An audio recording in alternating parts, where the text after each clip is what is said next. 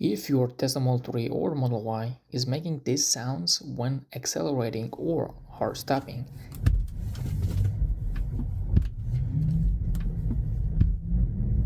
and it feels like something is hitting you from behind for a second or two, most likely your drive unit mounts are bad.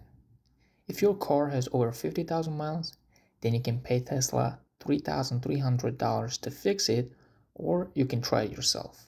To start, you need one mount and two bushings. You can buy them directly from Tesla for $90 total. Follow the Tesla subframe removal process and lift the car, remove two coolant hoses and one high voltage connector, and lower the subframe. Lift the drive unit and replace two bushings and a mount. Put everything back together and the car drives like new. And these are bed bushings and a mount.